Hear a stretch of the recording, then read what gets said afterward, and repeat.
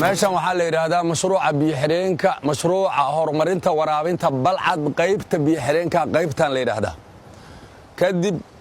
mashruucan waxaa la bilaabay biyo-xireenka qaybta biyo-xireenka waxaa la bilaabay 1976 ayaa la bilaabay sida idin muuqata jamhuuriyadda dimuqraadiga Soomaaliya iyo jamhuuriyadda dimuqraadiga dadka Kuuriya ayaa iska kaashaday dhismahoodii waxaana gacanta dawladda toos ugu wareegay oo shaqadiisa bilaabay 1980 Oktoobar halla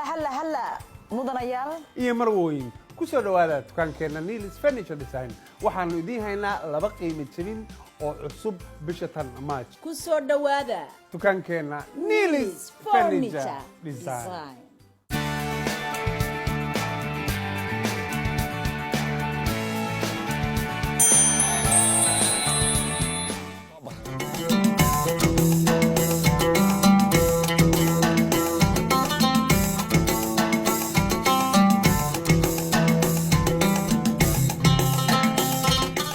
sida aad u jeedo waxa loogu talagalay birahan inaan ilmaha iyo xoolaha aysan ku dhicin webiga difaac waaye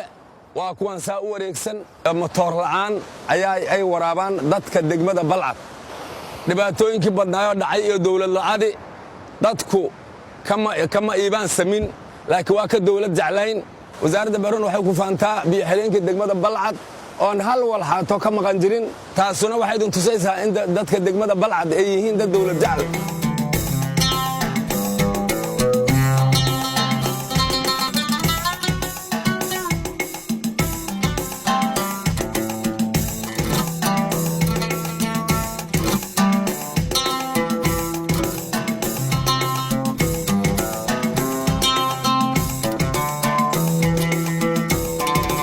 albaabadan waa 13 albaab waaye 5 kaydka la yiraahdaa saanan hadda u furnaa oo xirnaa laakiin tariinkii oo noogu shaqay jiray oo batoonka laga taaban jiray diilimada waa inta waxaan naga maqan tariinkii waa noo joogaa diilimada iyo motorka kaliya naga maqan inta kalena waa noo diyaar laakiin hadda dhibaatadan haysta waxa waaye 10 qofood ama 15 rabees asu wareejisa waxa dhacday niman biragada jiray si xooga uga furtaan waxa dhacday inaanu imidoon ir warxaad u furaysin hantida dawladda la yiri waxaas uma jiraan markii dambo waa dagaal kadib waxay isiyeen hal madax 13 madax gacantaasna waa iiga jabsheen halkii madaxa 13 albaabo hadda ku xiran oo arki doontoona shaqaysan laga soo koobigaray kuwa la qaato waa kuwa sadda aan wareejiyo hayo waayo on laantoor hal albaab furmayn haday la qaato alxaman kaane fartutino ku wareejiyay kan inta kor loo qaado laga ma baxsan kara marka haddaan suubsanay waa u jeedaa 13 madax oo albaab ku suubsayay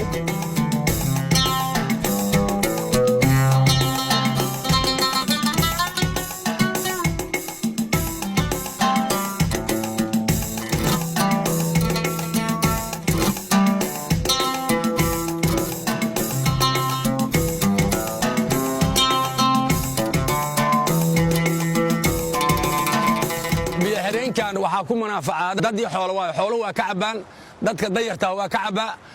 labada shabeelana asiga waraabiya asigayna ay ku kaydsadaan waxay rabaan laakiin muhiimadda ugu weyn wuxuu ku yaalaa gobolka shabeellada dhexe khaasatan degmada Balcad waxa ugu nacfi badan degmada Balcad ugu nacfi badan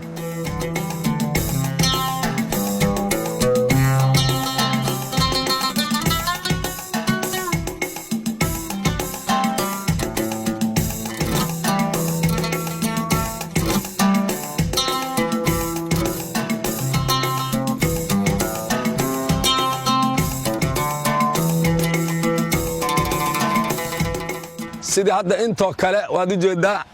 oo waa jajaban tahay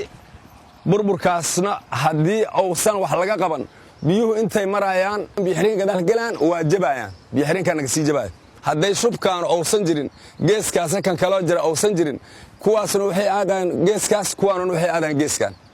sidaas darteed waxay difaacaan biyo-xireenkay difaacaan biyo xireenkay difaacaan waan u jeedaa waa burbursan yahay meeshaan waxay ahayd mahaasoo kale ahaaday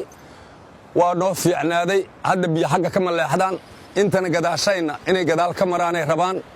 burburkan ayaa waxaan rabaa in sidiisa hore lagu celsho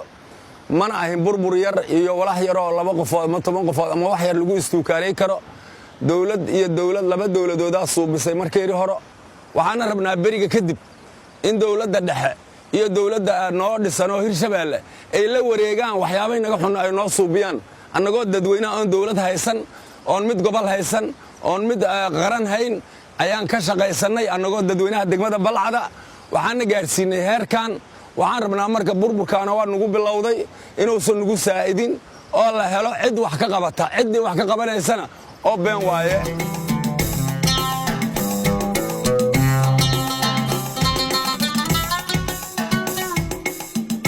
wax soo saarkeeda degmada Balcad waa badan yahay waxa kamid ah cambe sida adin muuqata moos waxa kamid ah bambeelmo lima dhanaan sisin digir ilaahay magatiisa qare inta soo dalag ayaa u soo go'da labada shabeelle oo biyo xireenkan kaydka biyaha u yahay waad u jeedaa meeshaas carray naqatay carradaas qorya ka sii hooseeya qoryo adiga 10 mitir hoos u jira waaye waa qoryo dhib badan waxay rabaan qarash adagay rabaan